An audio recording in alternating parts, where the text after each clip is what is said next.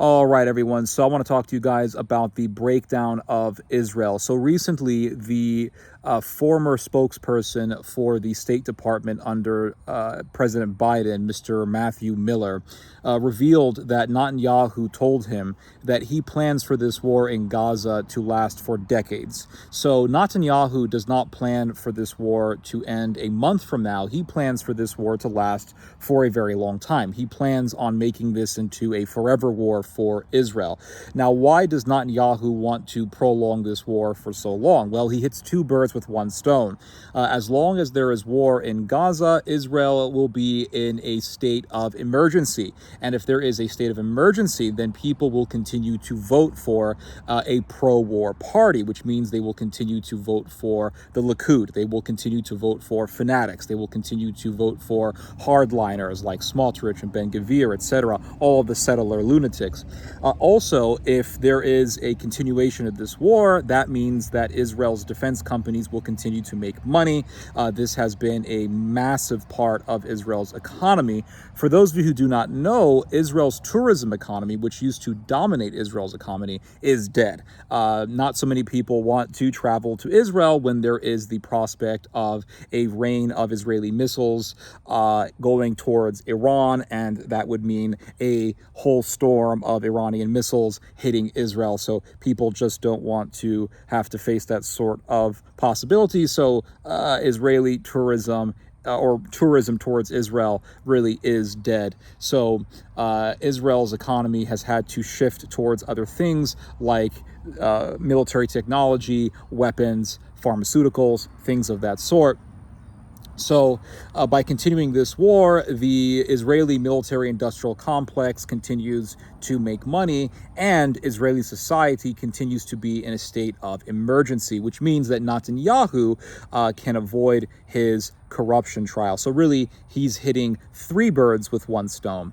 Now, the thing is that if Israel makes this into a forever war, it will eventually backfire towards the Israelis. It will eventually backfire against the Israelis because as this war continues on, as this slaughterhouse continues on, and as Israel continues to butcher more and more Palestinian civilians, the world grows in its hatred against Israel, which means that people are looking for a hero. Right now, their hero is Iran. All of the people who hate Israel, they love Iran. Now, they don't want to see Iranians in their countries. They don't want to see immigration from Iran, but they definitely love Iran from a distance because Iran right now has been the only country to have actually attacked Israel during this whole conflict, during this whole bloodbath that's been going on in Gaza. Israel continues to do war crimes. They have been doing its double tap policy, which means they hit a building and then they wait for emergency responders and then they butcher the emergency responders. We saw this happen in real time recently. They hit the Nasser hospital and then they butchered all of the emergency responders. There is another video that you can see on X in which you can see a man on the ground. His body is essentially cut in half. I think his legs were severed from his body and he was just barely alive, but he was still alive enough that he could raise his arm up, call for help, a gesture for help, something like that. And then you see people coming to him to help him, and then boom, there's the second tap, there's the double tap, the Israelis attack again. And it's really horrific that this is Israel's official policy. They continue to do these war crimes, and so as they continue to do their evil and actually relish in this evil and boast about how they're doing this evil, the world grows in its hatred against the Jewish state. So they're looking for a hero. Their hero is Iran, but I think more people, more countries will come out to be the hero against Israel and the hero for the Palestinians. And so the world is growing in its hatred against Israel because of what it's doing in Gaza. Therefore, it will eventually backfire against the Israelis. Now, this could also contribute to the further breakdown of Israeli society.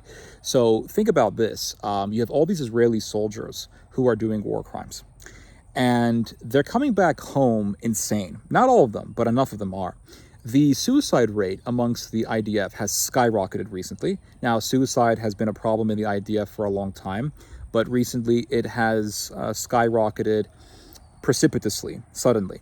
And they say, well, why are all these soldiers killing themselves? Well, it's because, there aren't enough psychiatrists on the battlefield. But here's the thing. The Israelis will try to convince you that what they are doing is a righteous cause. They will try to convince you that this is a war between good and evil. Now, if it's truly a war between good and evil, and they are fighting a righteous and just cause, then why are they so sad? Have you guys ever embarked on a righteous struggle? I'm not talking about necessarily a war, but I mean, have you guys ever embarked in a righteous cause where you have to actually go against evil?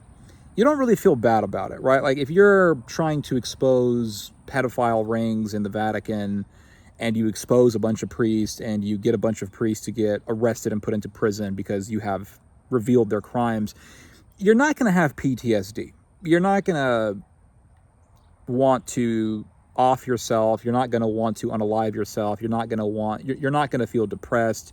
You're not going to feel as though your life is not worth living. When you do a righteous cause, you feel good about it.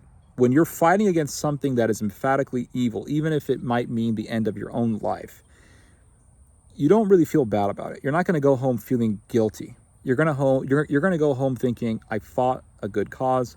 I fought against evil. If this is truly a righteous cause, then why do so many Israeli soldiers come back feeling as though their lives are not worth living and they unalive themselves? Because deep down inside, they know they have done wrong.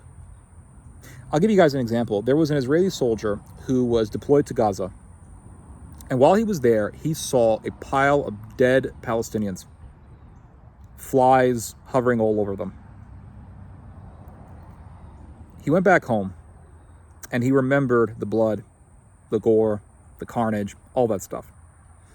And he couldn't eat in peace. Every time he would try to eat, he would remember the smell of the dead bodies. He would remember the flies. He would remember the blood. He would remember the horror. And he couldn't eat in peace. And he fell into horrendous depression. One night, his friends invited him to a party.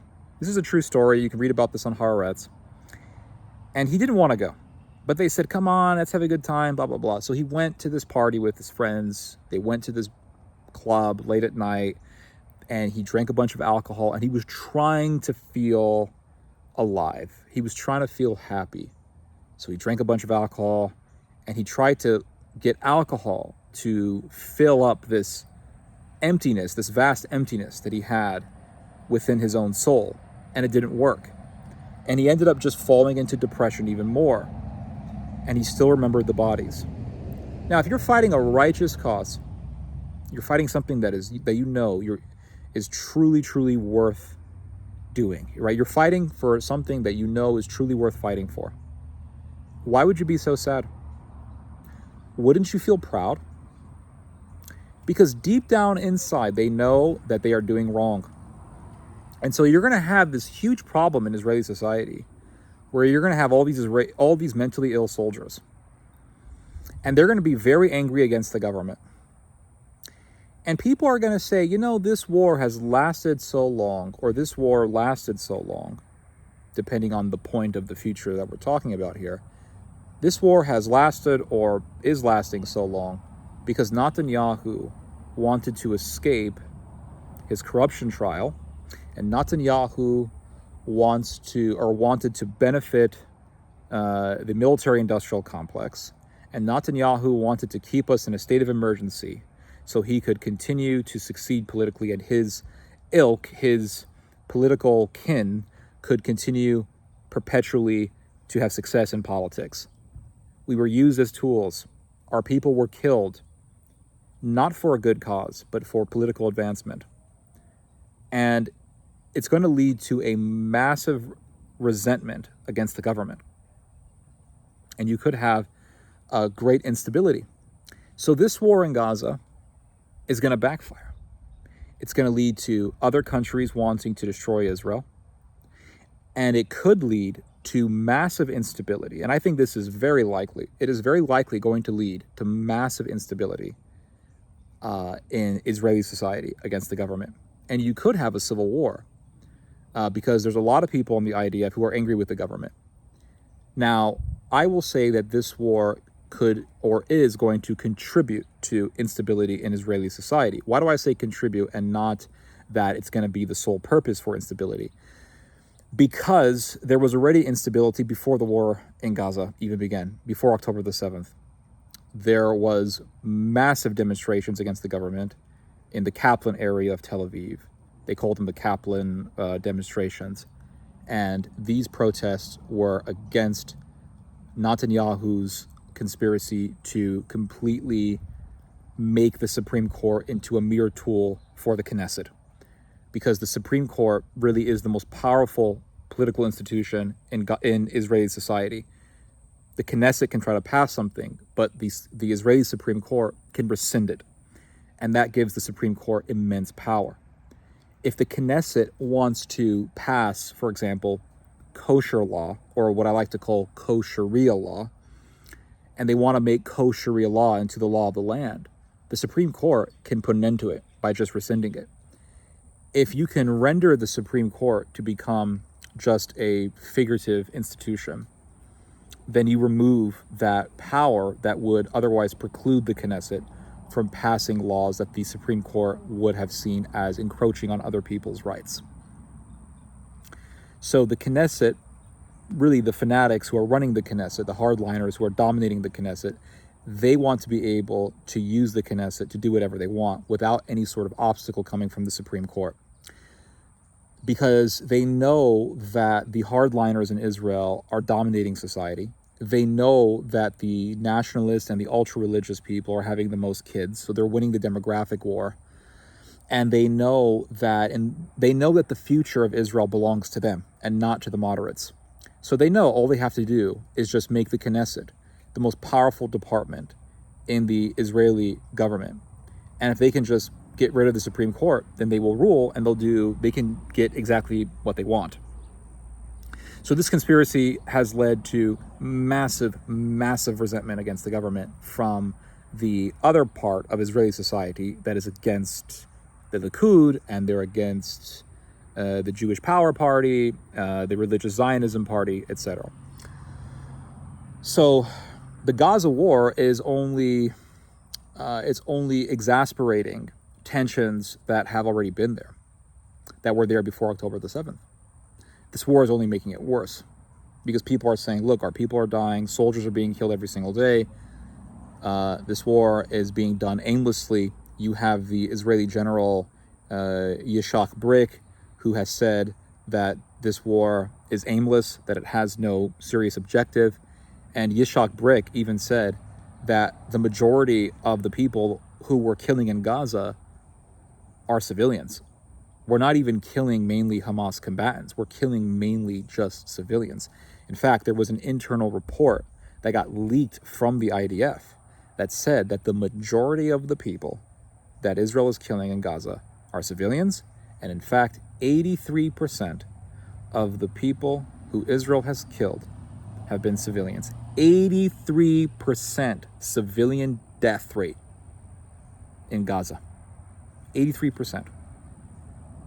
Now, since the beginning, they were telling us, oh no, it's a 1-to-1 ratio. So for every combatant we kill, or they say it's like a 2-to-1 ratio or something like that. They'll say that the ratio of combatant to civilian is so unique that, we have killed so few civilians as opposed to combatants, and no other army has ever strived to ever do this except for the Israeli army. All that is a lie. All that is bullshit. The whole ratio that they keep bringing up, the civilian to combatant ratio, is bullshit. It's always been bullshit. That's what they tell the media. But within the IDF, within the Israeli military itself, they're saying we've killed 83% civilians.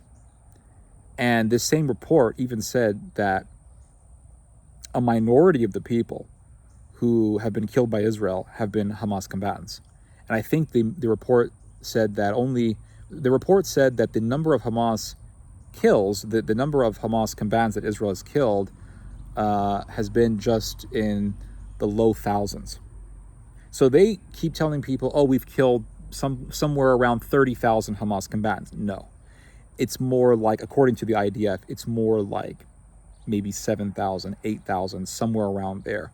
It's in the low thousands, regardless of the number. It's in the low thousands. It's not even in the tens of thousands. They've killed at least tens of thousands of civilians. And the Israeli military will lie to the media. For example, there was one case where they killed 200 civilians, or they killed 200 people. And then they went and they checked out all the bodies to see, okay, how many of these people are actually Hamas. And they were able to only confirm that somewhere around a dozen of these people were actually Hamas combatants. The rest of them were civilians. But they later told the media that they killed 200 terrorists, when the reality is that they killed 200 people, but the vast majority of those people were civilians, and a very small number were actually Hamas combatants. And we got a guy who's driving his motorcycle or whatever, thinking that the world has nothing better to do than to hear that bullshit. Anyway, so it's just a slaughter. And so there are people in Israel saying, what's the purpose of this war? You've prolonged this war, and our people are being killed. And in fact, Israel has killed numerous of its hostages. And Smotrich recently said, Bezalel Smotrich said, that the priority is not saving the hostages. Regardless, contrary to what all the Israeli hostages have been saying, that, well, all Hamas has to do is just release the hostages. Smotrich has said the hostages are not the priority. And they have killed their own hostages. Israeli snipers shot 3 hostages, at least 3 hostages in Gaza. And there was even a bombing that happened where they blew up a building and they killed 3 other Israeli hostages. They don't give a shit about the hostages. The hostages are just a mere talking point to get people to get behind Israel. Now, I want to give you guys some historical precedent for what I'm talking about, how a forever war leads to instability in a country, just to give you guys an historical example of what I'm talking about, so that I can show you, or so that I can demonstrate to you that what I'm saying is not just something out of thin air. So the 100 Years' War, great example of what I'm talking about. The 100 Years' War was an amazing story. There's almost nothing like it in history. Arguably, there is nothing like it in history. England, in the Middle Ages, invaded France. England at this time was a poor, low-populated country, didn't have a lot of people, and it was poor. It didn't have a massive economy. Its entire economy was dependent on selling wool. All right, just to give you guys an idea as to how economically insignificant England was. They were selling wool to some merchants in Belgium. I mean, that's what their economy was based on. France, on the other hand, was very wealthy. It had immense wealth, and France had the most advanced military in all of Europe. They had all the advanced armor, they had excellent horses, excellent cavalry, they had crossbowmen, they had the most advanced military in all of Europe. England invades France. Why did they invade France? You could do a whole video on that alone, but basically the French and the English were fighting over who was really going to be the king of France. Was it going to be the House of Valois, or was it going to be the House of Plantagenet? And so you had Edward III, who said, well, no, it belongs to me because my mom was a French princess. And the House of Valois said, nope, it belongs to us. Well, because primarily the King of France should actually be French and not some Anglo-Norman, blah, blah, blah, blah. The French did a minor invasion of England. They butchered a bunch of civilians. They 10-7'd the English. That's what the French did. They 10-7'd the English. So the English said, okay, we're going to do a massive campaign against the French. Also because the French were attacking the ships that were exporting English wool into Belgium, and the English said, okay, you have killed our civilians, you guys have attacked our economy. The French also did this thing where they slit the throats of a bunch of English fishermen, and then brought their bodies back to France, where they actually paraded their bodies around. Sounds like something the Gazans did on 10/7. So the French 10/7'd the English, and the English said, okay, we're gonna do a really, really nasty war against you guys. They did an invasion of France. Now, this economically poor, underpopulated country did a massive invasion on the wealthiest, most powerful country in all of Europe. And for almost 100 years, they raped France. They gutted that country. They gutted France of its wealth. They depopulated much of France. They controlled huge swaths of France, and they just raped and pillaged France. And you had English people who joined the English military, who went to France as peasants, and they came back as wealthy men who would buy massive estates in England.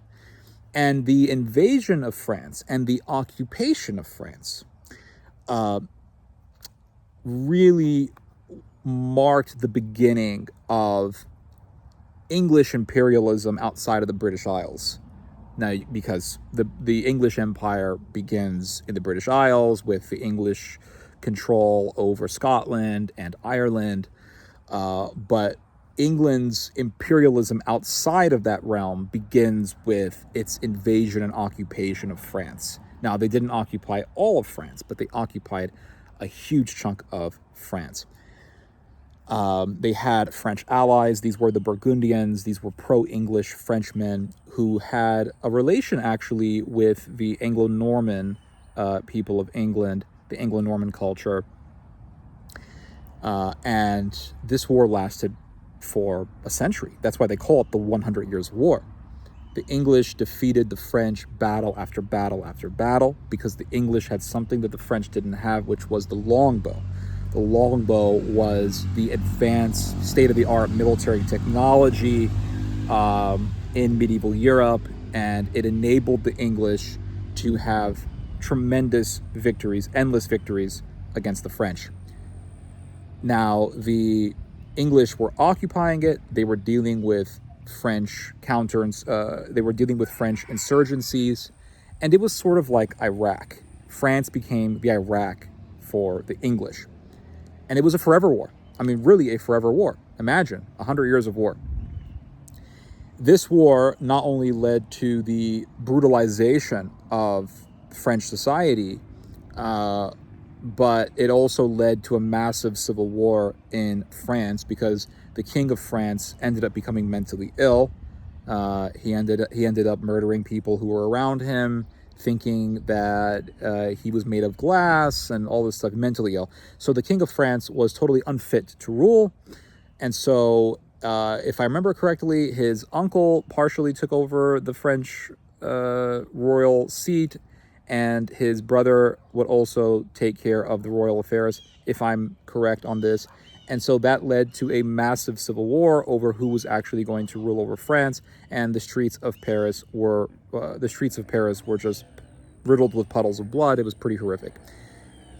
So the French kept losing and losing and losing. They ended up having to deal with a civil war, massive instability in their own country. We're talking rapes, pillaging, the whole thing.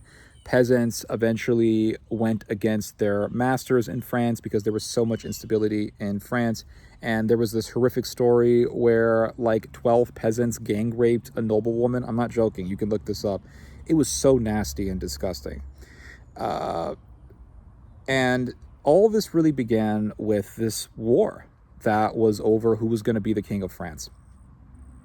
So France's defeat continued on until the French came up with the state-of-the-art technology that would defeat the English longbow, and this was the cannon. The French invented a cannon. They invented a medium-sized cannon, and they invented a smaller cannon, which was kind of like a musket. And there were these Frenchmen, I think there were two brothers, if I'm not mistaken, and they came up with this cannon. So the French said, we want it. They replicated these guns, and what the French did is they built these trenches. They built this series of trenches, and they put all these guns in the trenches. And the French said, okay, here's the strategy. We're going to fight the English, and then we're going to run away. We're going to run away, and we're going to lead the English to these trenches. And when they come close enough to these trenches, you raise hell and you blast them bastards. And that's what happened. The English were absolutely shocked. They never saw anything like this, and they ran away. And that was the end of the English occupation of France. That was the end of the domination of the longbow, and you could even say that this was the end of medieval warfare. Warfare, military tactics had to change based on this new technology. They had to adapt to this new technology. And that was the end. Now, what happened as a result of this? So one of the reasons why the English lost was not just because of this French cannon. Another reason why the English had lost was because economically they were absolutely drained. The English had spent a lot of money in this forever war, and it came to the point where there was actually a revolt within England in which English soldiers revolted against the English government because they felt like they weren't being paid enough. They felt like they were being robbed, and so there was a revolt. That revolt was eventually crushed, but it was an indication as to the instability that was being caused by this war, this forever war in England. And after the war, there was massive instability in England. The King of England was a member of the Lancaster family. And I think his name was Henry VI, if I'm not mistaken. And he was the last Lancastrian king. Well, there was another house, another powerful family that would vie for the power over England, and this was the House of York. So there was a civil war between the House of Lancaster and the House of York, and eventually the House of York defeated the House of Lancaster. And this war lasted for years. It was very bloody. It's called the War of the Roses. So the Forever War in France led to massive resentment against the government, and it led to massive instability in England to the point where you had civil war. If Israel makes this war in Gaza into a forever war, into a forever meat grinder, it will lead to massive, massive resentment. I mean, there's already resentment, but it's going to lead to even more resentment against the Israeli government. And also, I want to add that it's going to continue to intensify the hatred against Israel from other countries. And no matter how you look at this, Israel's actions are going to backfire against Israel, be it from instability within its own borders, or be it from war from external enemies. Israel is going to have to face the consequences of its own actions, and this whole quagmire is going to backfire against the Israelis. So there you go. That's it. And the dog is telling me that I need to finish. So here we go. You guys just heard some theology. God bless.